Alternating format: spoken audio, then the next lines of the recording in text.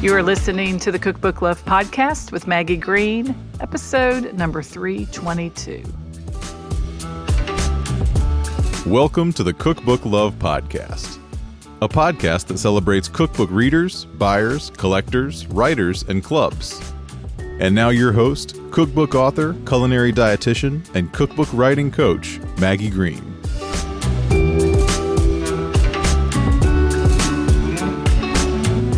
Hi, everybody. Welcome back to another episode of the Cookbook Love Podcast. How's everybody doing today? As always, I hope you're doing well, and I want to thank those of you who tune in week after week to listen to the podcast. It's great to be here as always, and I thank you so much for your support of the show. I am finishing up my live 4-day boot camp today called From Kitchen to Keepsake.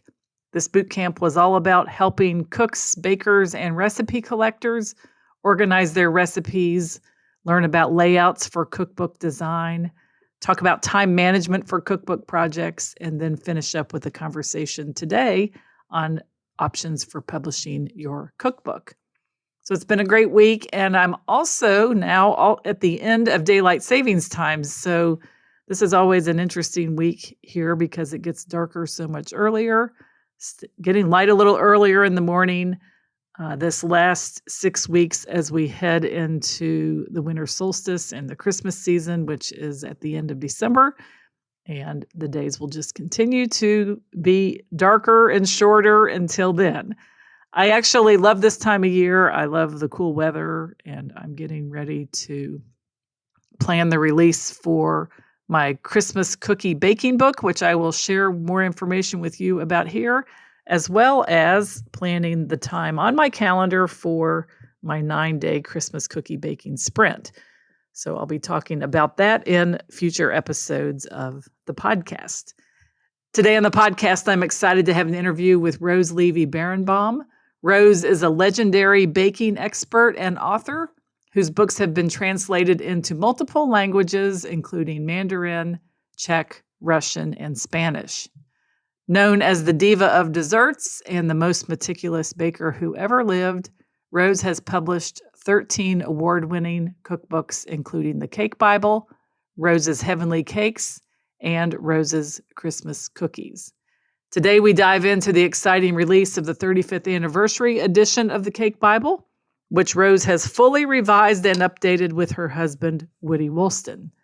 This 35th anniversary edition brings fresh photography, essential new content, including a special occasions section for cakes designed for weddings or to serve large parties.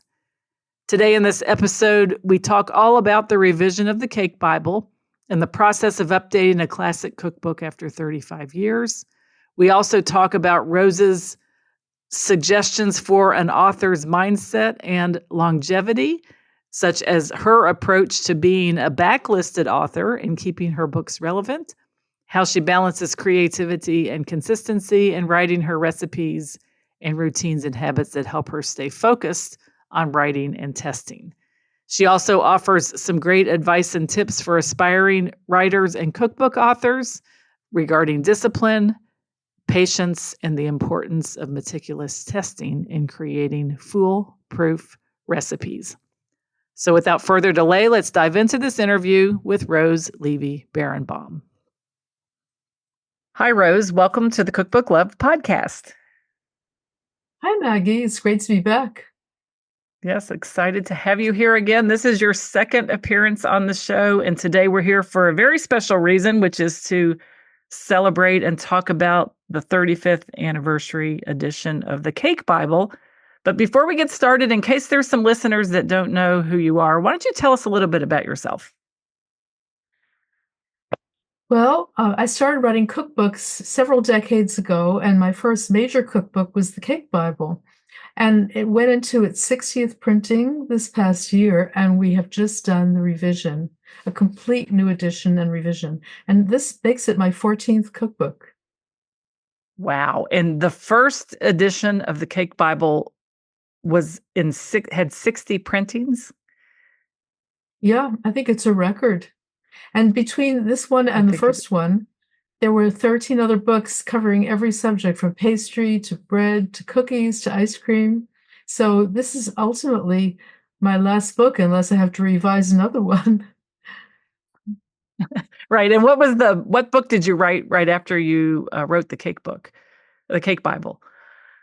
Cake Bible. I think that was the Pastry Bible. Yeah, Pie and Pastry Yeah. So Bible. that Then would, the Bread Bible. yeah. Mm. Yeah. Mm. Interesting. I've been Well, you busy. certainly made a mark on the baking world. And like I said, I'm sure there's many listeners that are familiar with the Cake Bible and familiar with you. But I thought what we would do today is talk a little bit about the Cake Bible just as a book before we get into the revision, because there's some methods and things that you did in the Cake Bible that influenced the way baking was done. And you had some methods and techniques that were unique. Yes, I think that I'm sure that I introduced the method of, well, what is called reverse creaming. If you look on Wikipedia, the one thing they say about me is that I invented reverse creaming. And in fact, I didn't invent it. I invented doing it with butter. It had only ever been done with Crisco. And common wisdom was that you could not use butter. So after maybe 30 experiments, I found a way to do it. And that really changed the way baking is done. And it took many years for people to accept it because they were so used to creaming. But ultimately, reverse creaming is faster and it's neater. You don't have to use as many receptacles. What reverse creaming means is that you take all the dry ingredients and then you mix in the butter and only a certain part of the liquid, which includes the eggs. And that coats the flour so that basically you're coating the flour with the butter so that it stays tender. And it results in a cake that's not only more even, but it also has a finer texture and better flavor, because when a cake has a good texture, it really affects the flavor as well. So once people try it, they're converted. I mean, they convert almost all their recipes to reverse creaming. Hmm. That's amazing. And I think that it's always neat for me to see when a cookbook author and you as a baker goes through the trouble and the testing and the trial and the error to create something like that and to really truly introduce something that is unique into the baking space. You also were one of the first to start using consistently metric and weights for your books. Yeah. I'm a great believer in weights. I think it was the first cookbook that really had weights in it. I had a very adventurous editor who was willing to take the leap. And she said, you can put weights in, but you have to first put volume because people are more familiar with it. Then you can put Mhm. ounces and then you can put grams.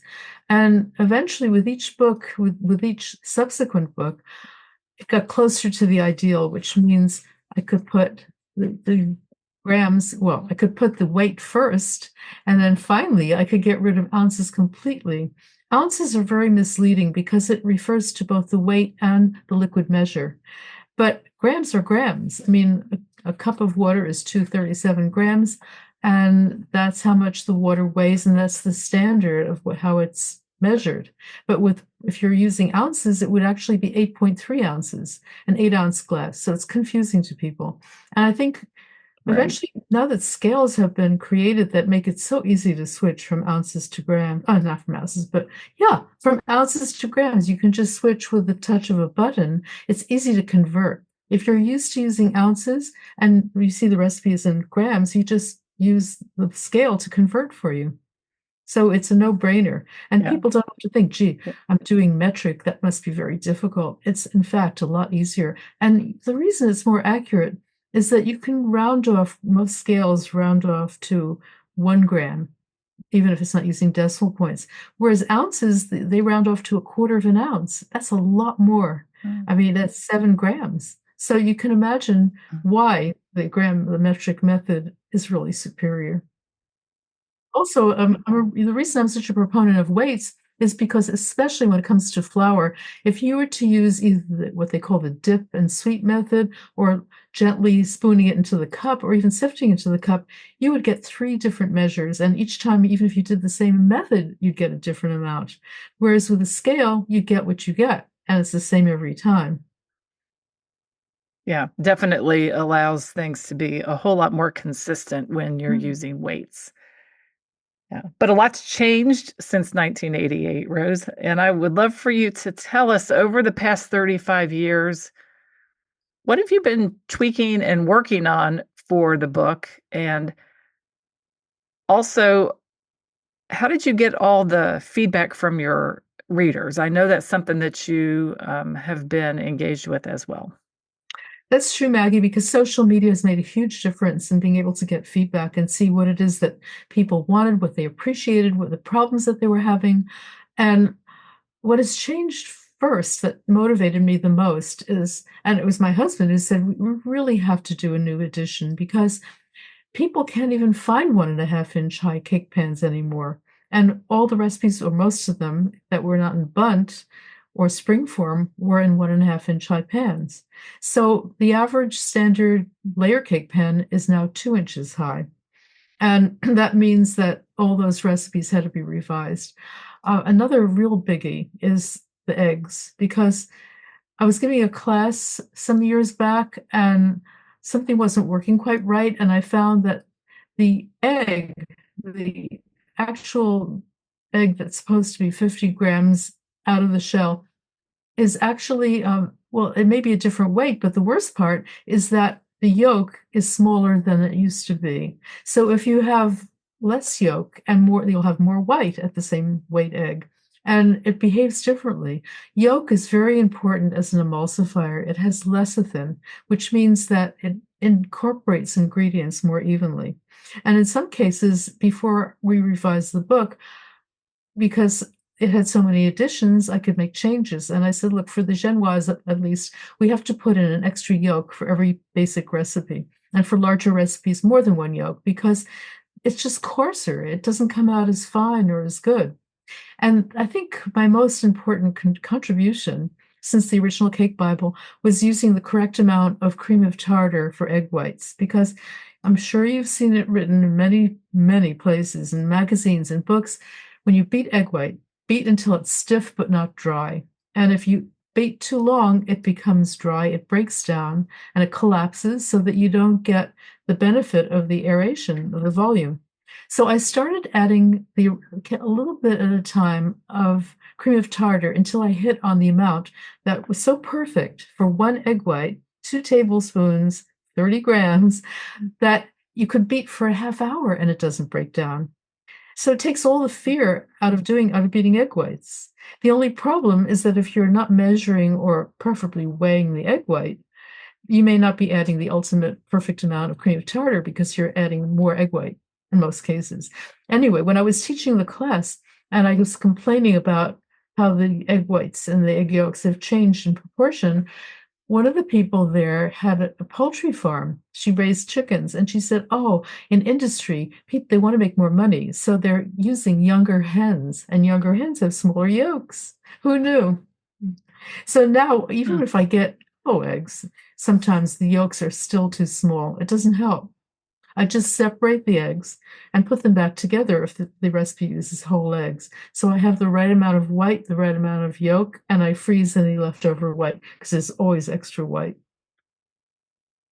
Yeah, and when you freeze it, it just comes out of the freezer in a state that you could use it probably for cakes also, baking, cooking.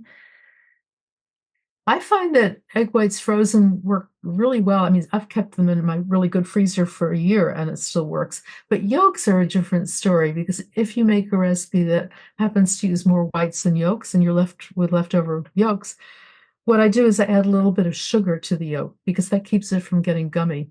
And then you can freeze that as well.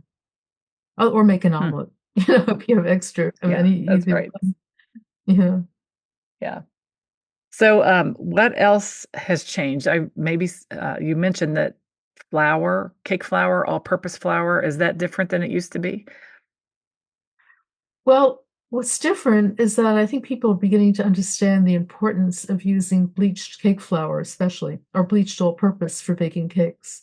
Because if you use unbleached flour, what happens is that the flour is like little ball bearings, and it doesn't hold other ingredients in suspension, whereas bleaching roughens up the particles. And so it can hold and emulsify, which means mix evenly all the other ingredients.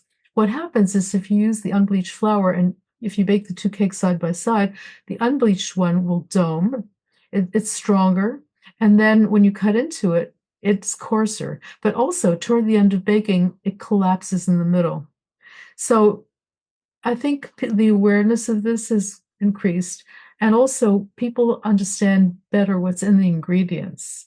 Because butter, for example, you can get different types. You can get the AA butter, the store butter, the brand that will have more water, or the high fat butter, which has more fat. And just because it's high fat and because it's more expensive doesn't mean it's good for everything. It's great for laminated doughs like puff pastry, but for cake, if you use the high fat butter, it throws off the whole balance of the recipe and it has too much fat in it. So that's another thing. I think people have become more aware of the importance of using the ingredients that are specified in a recipe, and also equipment has become better quality. So, for example, cake pans are more sturdy sheet pans that if you use a sheet pan of the old style that isn't strong enough, and you hold either end, the opposite ends on an angle, it actually warps or torques in the oven.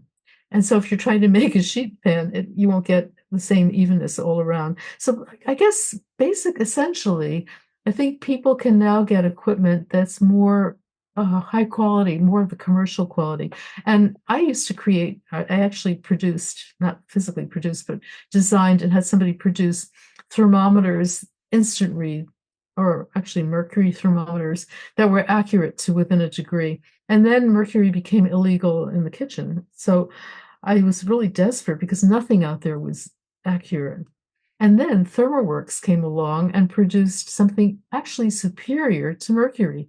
I mean, when you say that something is the best and can never be equaled, technology always contradicts you sooner or later, because their Thermopen 1 actually is much faster and more accurate than my mercury thermometers. It reads within 1 second. So if you put it in a liquid ingredient, if you're making caramel, if you're making buttercream, it tells you right away what the temperature is, so you don't risk cooking the egg yolk or burning the caramel, or even for the cakes, when you want to see if the cake is done the first time you're making it and you don't know really how long it takes.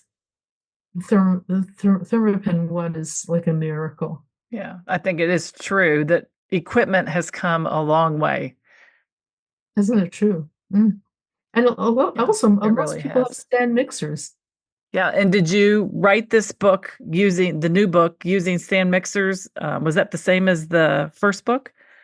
Yes, because I did use the stand mixer in the first book as well. But now the KitchenAid, for example, is improved in that in one way and not improved in another way. But the way it's improved is that you can actually adjust the distance of the bottom of the beater to the bottom of the bowl. And in the past, you couldn't do that, so that the ingredients at the bottom weren't getting mixed in thoroughly. And what a lot of people would do is they just wouldn't attach beater 100%, which is maybe risky, but that way it was loose and it could get to the bottom. Now there's a little screw and you can actually adjust it. But I don't think the quality of the mixer is the way the original ones were 40, 60 years ago, because the gears tend to strip if you use them a lot, and then they have to be repaired. Whereas I still have my original one. I think it's 60 years old. Yep, close to 60. Wow. And I don't use it very much because I can't adjust it.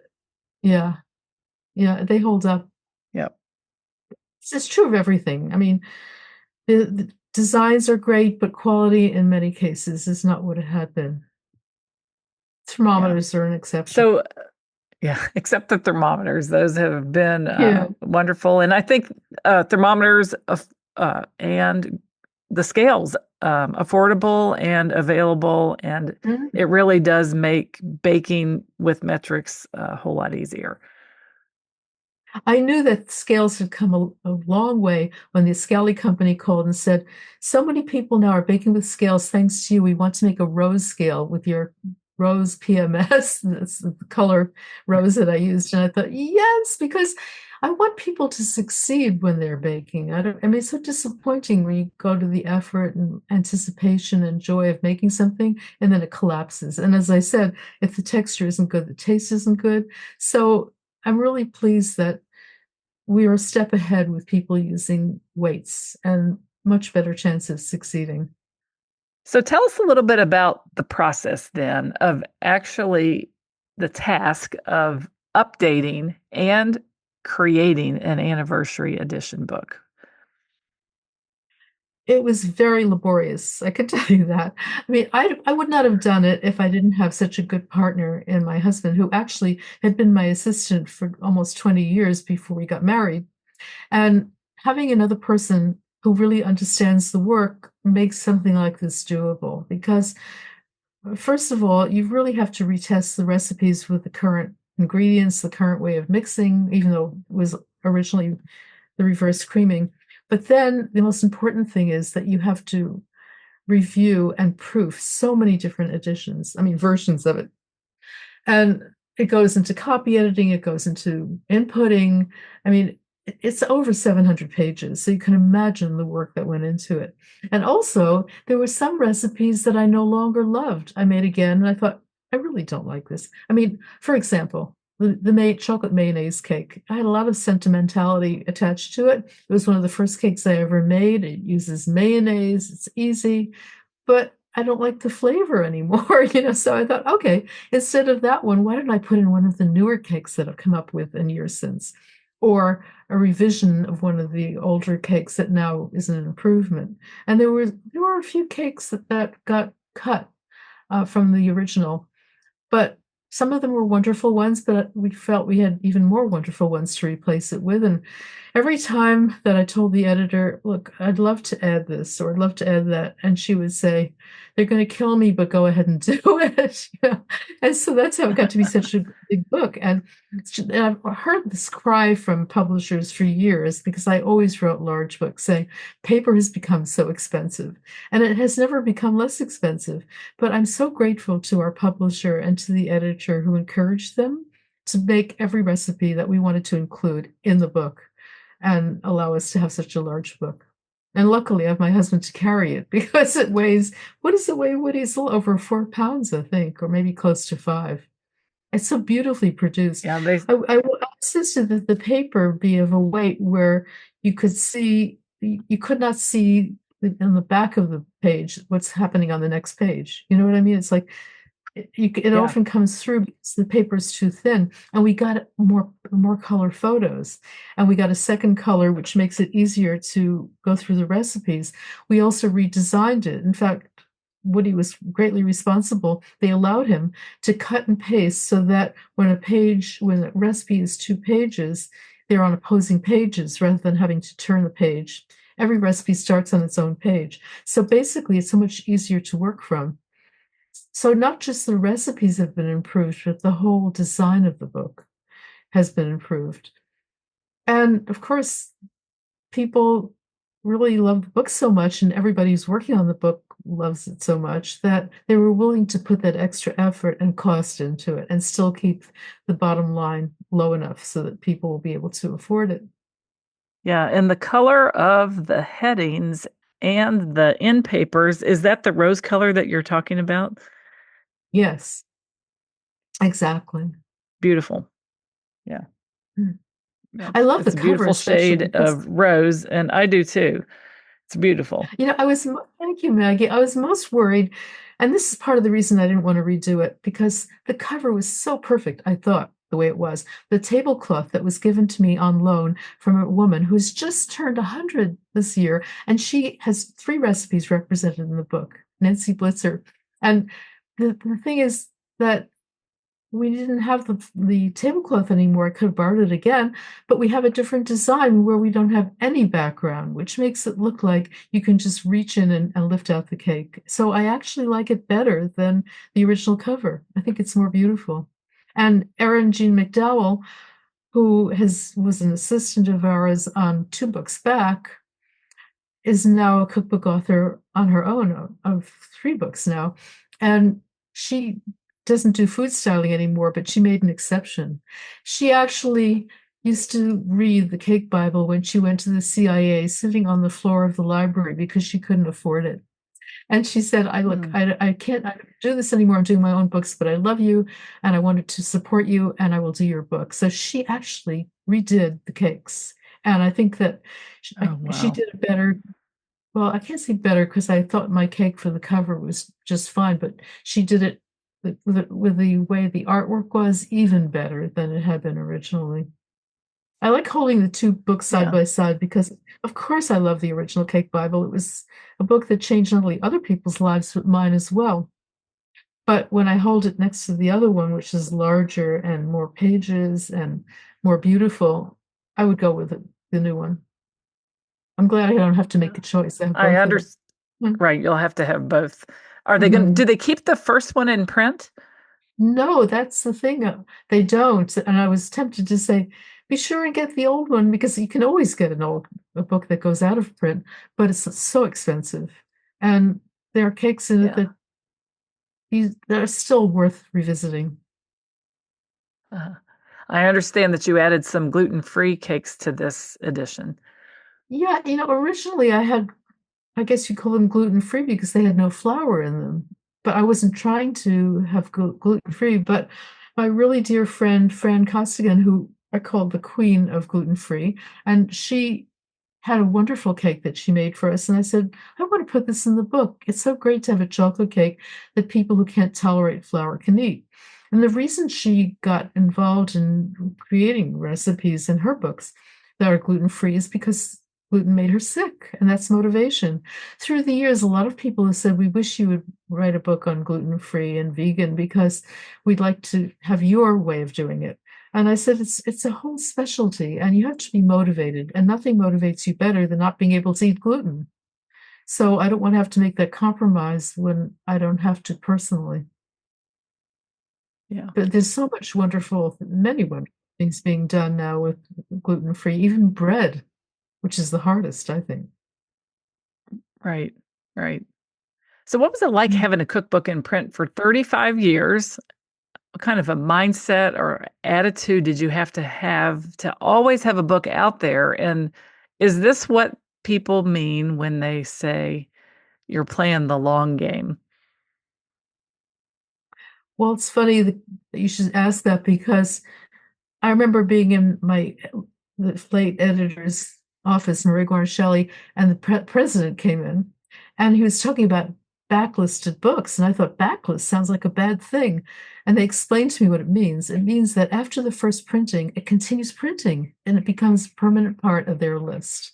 I think it's the wrong term because it doesn't sound as positive as it is, but Marie had said to me when I was working on my next book, Julia Child always waited 5 to 6 years between books. And she says that really a great work takes contemplation and it takes time. And people don't want to buy another book 1 or 2 years later anyway. So take your time before you come out with your next book. And I thought that was very empowering and very good advice.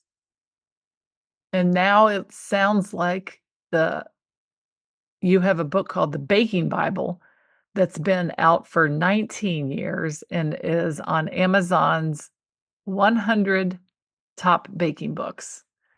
And you say it's usually in the top 25. So I think it just goes to show you that cookbooks or baking books like this that are full of information that it's kind of like a bellwether topic. Like it's something that new bakers and experienced bakers alike can pick up and use. And I think it's quite a testament to the type of writing that you do, the type of recipe creating that you do, the work that you do when you write a book, that these books have the longevity that they do. Thank you, Maggie, because with the original Cake Bible, which was 1,000 pages in the manuscript, certainly not in the book, it was more like 500, but I read the entire thing into a tape recorder and played it back against the final version to find every single mistake that the inputter put. And because of this, people succeeded and they trust me. So when it came to doing the Baking Bible, which includes all the different areas of baking, I guess they feel like it's nice to have all those things in one book under one cover. And I'm really proud that people have been able to start careers and open up bakeries and use my recipes, and they trust them because I worked so hard to make it this way, and it's being validated. Yes.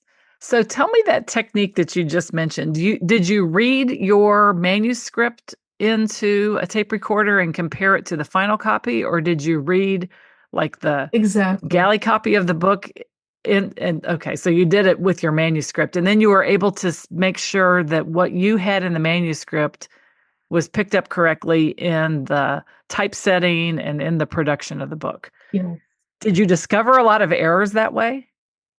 Oh, yeah, I did. And not only that, but this is the final stage. As you know, there was the galleys, there was the page proofs. I forget all the terminology because it doesn't exist anymore. And what happened was that when in the final version, which they call the blues, my editor said, "Look, we can't change anything because it costs 50 cents a comma." And I said, "I'm not asking you to change something that I found two versions or three versions back. I'm trying to ask you to, I'm only asking to change things that I found that still hadn't been changed. I'm not asking you to change something new, of which there wasn't any, but all the old things, not all of them had been changed." And finally, Yeah. about a year later, she said to me, "Rose, I do all the shouting and you never raise your voice, but you're the strong one." And as it was true, I was so determined that that book not go to press. I didn't start raising my voice and yelling. I just said, no, it's not going to happen. It Mhm. worked because I think when you passionately believe in something, people listen. And that's how I felt. I knew that I'd done something that would make a huge difference to the baking world. I'm hearing people from here just today, from Singapore, from Spain, and all these people are benefiting from my belief in myself and in the work that I did.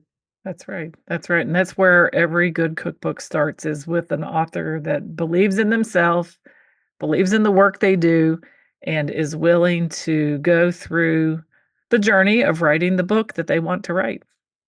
It's a joy, but it's also very, very difficult to write instructional writing. And that's why I love writing the head notes the best.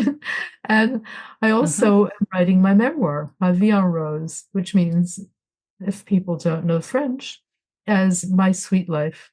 It works because my name is Rose and because it is sweet. So I love telling stories, and now I'm going to get to do it, not just head note. Well, funny because just today I read that there are several new memoirs coming out. So it seems like memoirs have an interest now in them. And I was told memoirs don't sell. Well, I was originally told that cookbooks that are in baking, especially cakes, don't sell. That was 1980s. And I did it because I Mhm. believed it, because I loved it.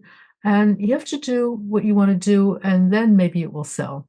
You don't have to worry about whether it's going to make money, how much money it's going to make. Because actually, Maria had asked me, how much money did I think I was going to make or earn on the Cake Bible? And I said, I'll do it for nothing if you give me a color picture on every page.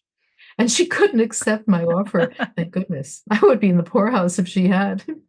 And then some years later, she said, Rose, people come in, especially chefs, and they say, I expect to make quite a bit of money on my book. And you're the only one who's making money, and you said you do it for nothing. So that's kind of an irony. No, and I think that that's really when you lead with the money, it's always hard to get to where you want to go. But I think when you lead with your heart, it's easier to get to the money from that perspective. Oh, so well said. Yes. Like poetry, what you just said. Yeah. I used to write a little food column for a local newspaper, and it was a locally produced, but it was a beautiful little paper. They had stories in there like the tree of the month, like they'd find a historic old tree in the neighborhood, they'd write about that. And everybody liked a recipe and a story, so I would contribute it, and people would say, um, like they didn't point blank ask me how much I was making, but what I learned from creating the work for that paper for 7 years, I could never ever replace. It didn't matter, like Mm. I said, I doesn't matter how much they paid me or not because it was just the practice of putting something out consistently, every single time the paper came out for 7 years, and it was a fun thing to do. I got to know a lot of people, and I really think with writing projects and books like this, you would have to have a different motivation other than money. Well, that reminds me that it's a really cute story. And I think it's very much like what you said, because it's probably the least money I ever got for anything. But the head of the LA Times Syndicate years ago called me and said, there's a lot of recipes out there, but there's very little good food writing. And we'd like you to write a story every week, a column for the LA Times Syndicate. So I called Marion Cunningham, who wrote the Fanny Farmer book. She was a good friend and much older than me, much more experienced. And she said, Rose, every week will seem like every day. Say once a month and it'll be like every week. You'll feel like you're writing it.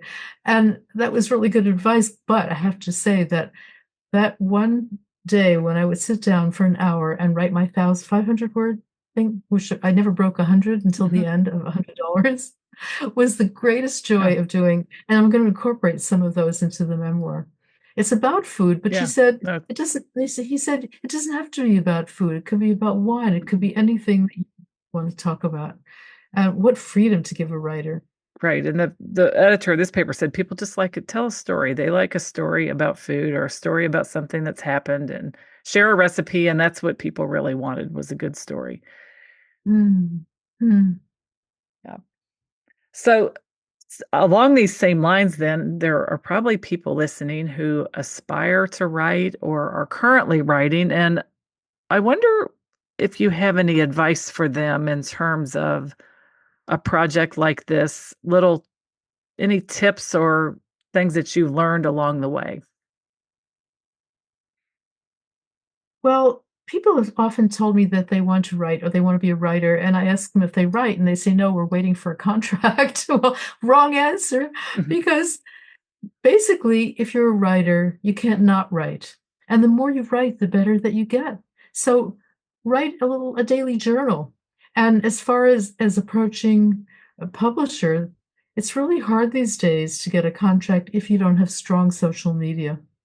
So start working on that, because otherwise it's almost hopeless. Even if you're the best writer in the world, if you don't have an audience, publishers don't want to take the risk.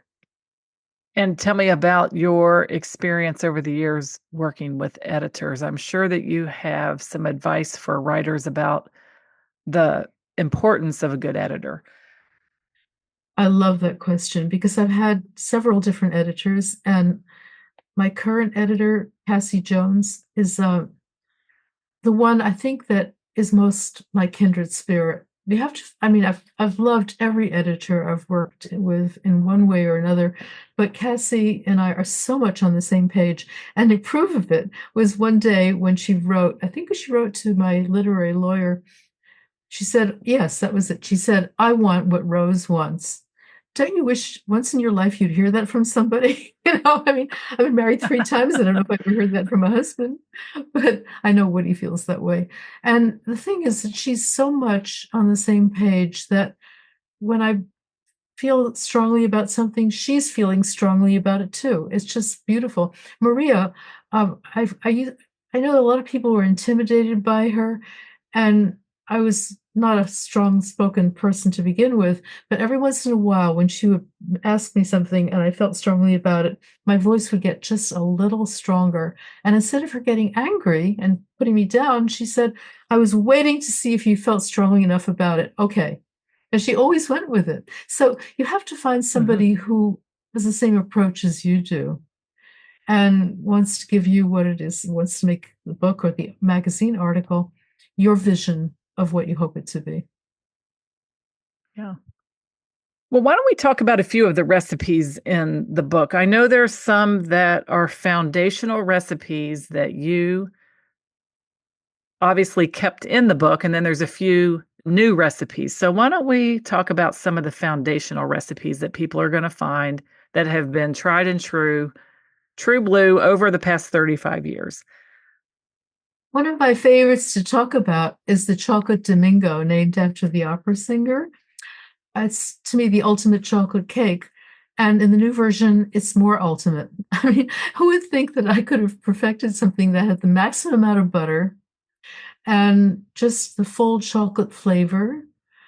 But one day, my husband Woody said, you've discovered that when you use cocoa in a cake, and you hydrate it with boiling water, it releases the flavor rather. And he said, why can't you do it with this recipe? And I said, well, I can't because I'm using sour cream, which is what gives it the wonderful flavor. And then I realized that the sour cream that I used, and I'll tell you by volume, was a half a cup plus a tablespoon. And I thought, what if I sacrifice that 1 tablespoon and add it to the cocoa? And it made such a difference. It was just amazing. So that was a standard recipe that now got evolved to a new one. Also, the white chocolate whisper cake that's made with white chocolate that gives it a better texture. I think we now add a little bit of oil to it, but that's still there. That's the way in which we tweak some of the recipes that were standard that over 35 or 36 years we improved. But there are also wedding cakes that everybody was dying to have my red velvet wedding cake because the red velvet regulars, I have it in the heart shape as a Valentine or as a bundt cake. I call it the red velvet rose because the bundt cake is shaped like a rose. And it's not dry the way most red velvets are because I brush it with raspberry puree. But as a wedding cake, it was more complicated to create. And it's now in the book. So wedding cakes are not for everybody, and we don't have more than, say, 4, I don't think. But all the basic information about how, if you want to create your own wedding cake, how you have to always try it out. But you can either use the standard recipe that's already there, that's perfected, or if you have your own recipe, you can see the charts and adjust how much leavening you need and know what size it's going to be, for what size pans. So does it answer your question? Yes, it does. And I think that adding the wedding cakes, I personally think that, and maybe it's because I work in the cookbook space and I'm exposed to people who like to bake and cook, but my niece made her own wedding cake, and I think that there's been sort of this resurgence in people who like to bake, trying to do things like this on their own for their own wedding. And I think it's perfect that you added it. Thank you, because it's so important that people have a recipe they can count on unless they're creating their own, and then they really should try it out first, because I've made over 100 wedding cakes and I never had one fail. But imagine, I mean, I'm not a bakery. I never was a bakery. So if it had failed and it was the day before, 2 days before the wedding, I wouldn't have time to replace a layer. So if you're making it for somebody that you love, make sure you know what you're doing and use a recipe that's trustworthy. Right. And one of the recipes is called Golden Glory Wedding Cheesecake, because a lot of people do like to have cheesecake for their wedding. Well, I never thought it would be even possible, but I knew that my niece really wanted this. And I thought, if worst comes to worst and it collapses in the car from New York going to Connecticut, I had a big bowl ready and I would be spooning it out like a trifle, but I didn't need to do it.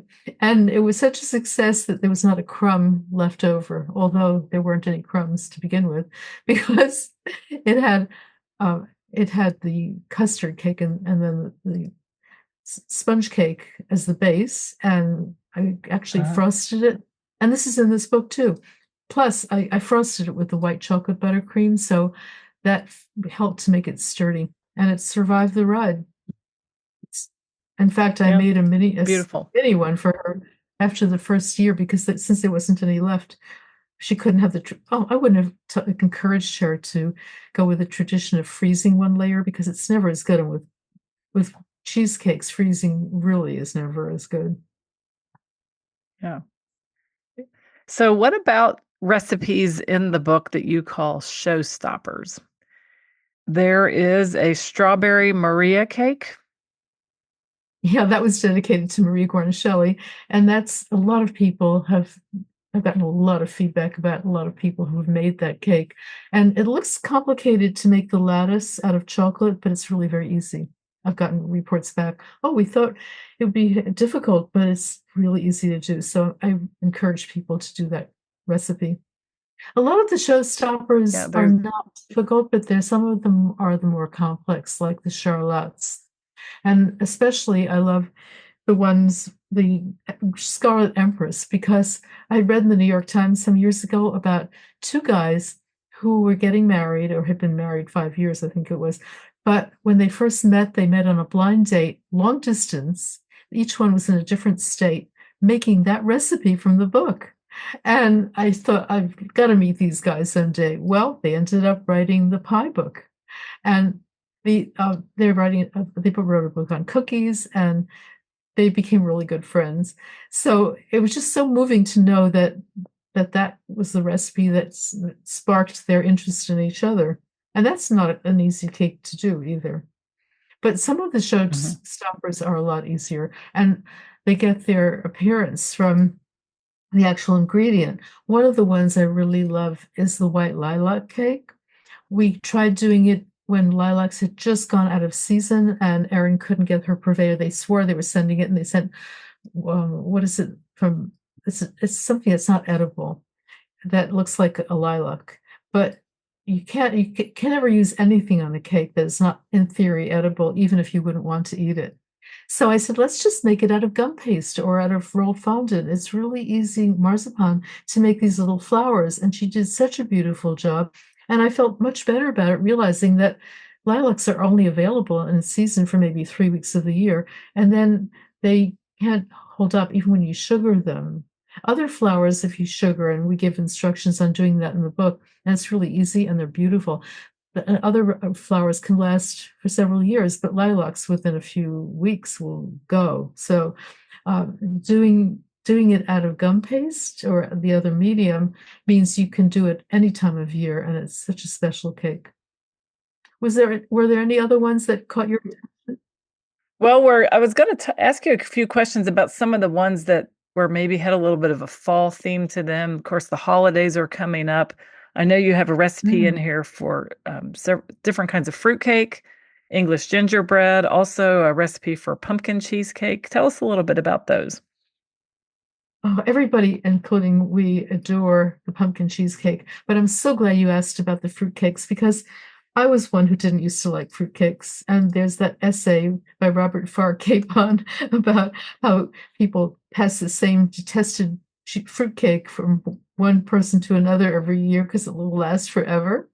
But I'm really turned around, and I hope people will trust me on this, that there are fruitcakes that everybody adores, especially the English fruitcake that uses not the jellied, what is it called again? The fruits, glacé like fruit, which is candied cherries, or yeah, exactly. No, they use dried fruit in it, and even the ones that they use the glacé fruit, I found a way to make what I think is really delicious, especially when you soak it in brandy, and that certainly doesn't hurt.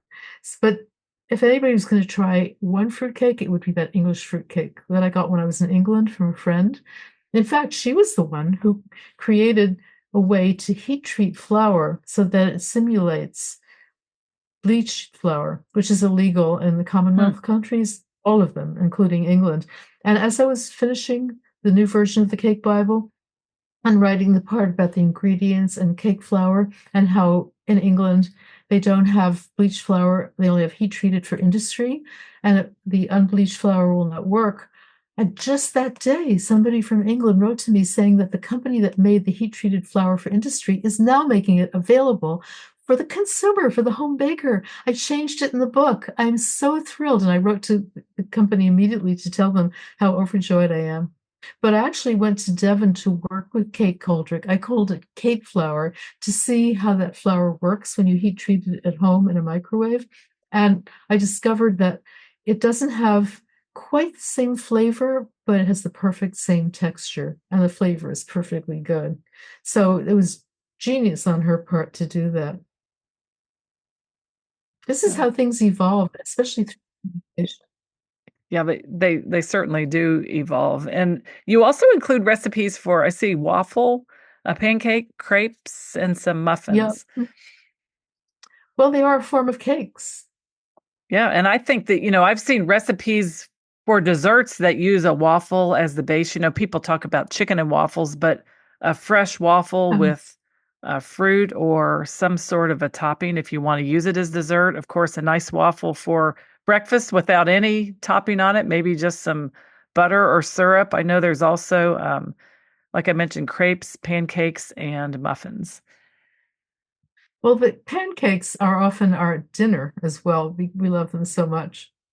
And thing is, with the pancakes, I don't put any sugar in because I mean you can't make a regular cake without sugar. You wouldn't have any texture to it or rising. But with a pancake, it's so low that you can give up the sugar in favor of using maple syrup on the top.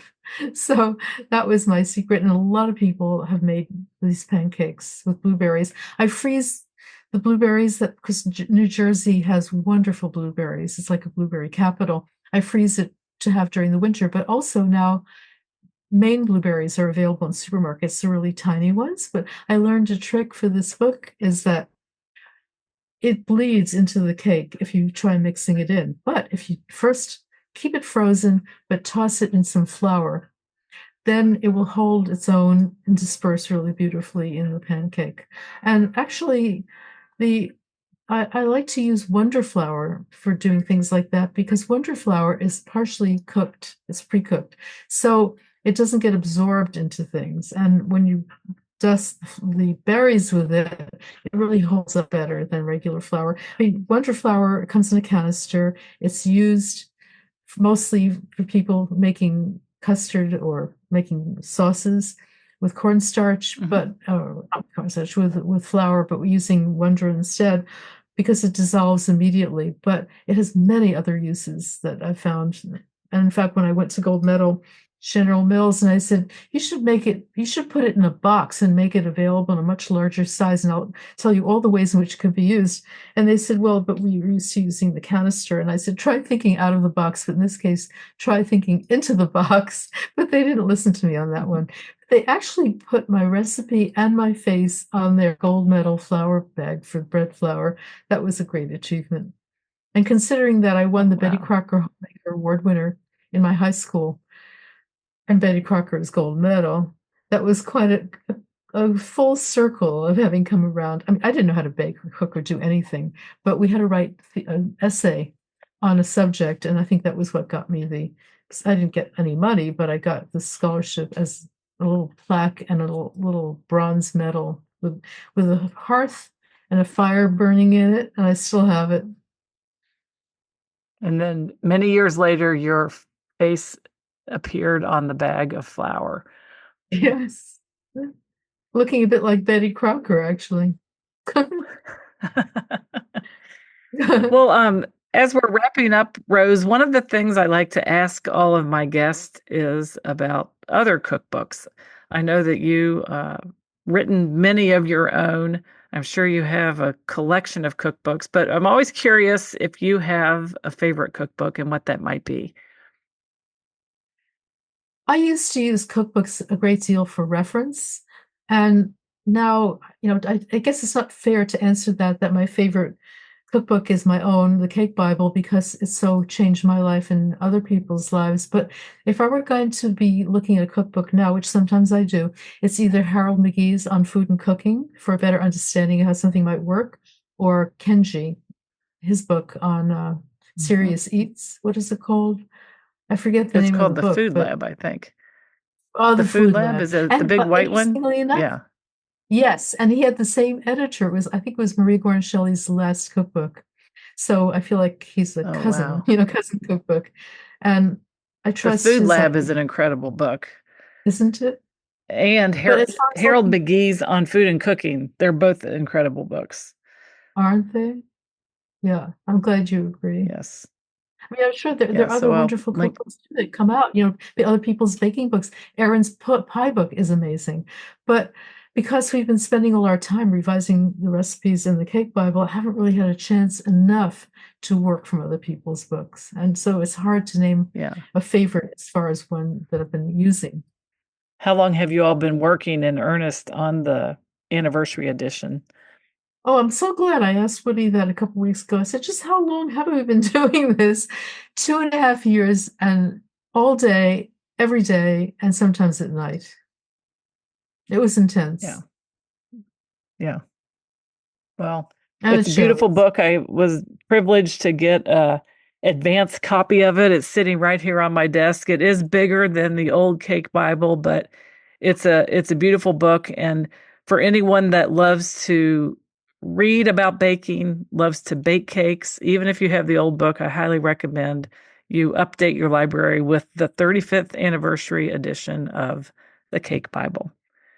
Excuse me, Maggie, but now you know how special you are that they actually sent you the book, because they often just send the PDFs. I'm so glad you have the I actual book. know. And it's funny. Some books, they just come right away. And this one, I wasn't really sure what was going to happen. And I opened up the mail one day and there it was. I was just overjoyed to receive it. Well, I have to tell you just one more thing, and that's that last night I got a call from the photographer. He's in Brooklyn, and I'd never heard, but he's done 4 books with us. I've never heard him speak this way before. He was ecstatic. He received his box of books. I said, "How many did you get?" He said, "I don't know. I didn't count. I'm just talking about the book. It's so beautifully designed. It's so beautiful." He just was going on and on. And then an hour later, his wife called. She's an art director, and she was raving too. So I told that to our editor, and she said, "It makes my heart sing." Isn't that beautiful? Yes. So, and I told them you're one of my absolute favorites. So maybe that's why they sent you the book, or maybe they know your reputation. Well, maybe so. And I'm going to tell everybody why after we recorded our last episode of the show, Rose and I got to talking about bourbon. I'm from Kentucky, as you all know, and that's like Kentucky's microclimate's just perfect for bourbon. We have limestone water. We have a lot of corn. We have the right seasons in terms of the rick houses and when the bourbon's in the barrels. We have hot summers and cold winters. And that means the bourbon that's in the barrels can move in and out of the toast of the oak wood. And it allows for just a wonderful whiskey, called bourbon. So then I opened up my email the next day after I talked to Rose, and you had shared your recipe for the bourbon pomegranate sour. And that's what I love about doing this show and meeting people like you, Rose, is the things that we sometimes talk about outside of the recording and the stories that we can share. And it's just been a joy to get to know you over the years. And I was thrilled to have the opportunity to share the news about your beautiful new book. Thank you, Maggie. I have to tell you that I'm so glad that we're doing this from my home now, or our home, because we were at my friend's house and she had a separate apartment, but the phone was the same phone as the one that's in her main apartment. I was on my cell phone with you. And so we unplugged her other phone thinking that she wouldn't need it. Her husband almost missed his flight. So we didn't know that affected the other number. So I thought, oh, Maggie's going to be calling me and we're going to be home. Thank goodness, because we're not going to the West Coast for a couple of weeks now until a few weeks, 3 weeks or so. Well, I wish you nothing but the best with your book launch, with the tour, with the promotion of it. It's a great time of year to be talking about cookbooks. I encourage everyone to consider this as a gift for someone who in your family or a friend who likes to bake. And Rose, why don't you tell everybody how they can connect with you online?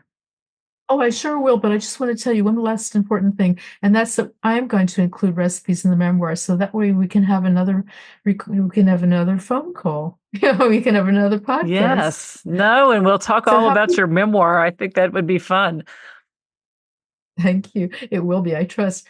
Well, anyway, how people can reach us is either on the blog, which is realbakingwithrose.com, and of course, Instagram handle is the same, and Facebook is the same. So those are basically the 3 venues. Wonderful. Well, thank you again for coming on the show today. Good luck with everything, and I hope that we can connect soon, talk all about your new memoir. Where are you living now, Maggie?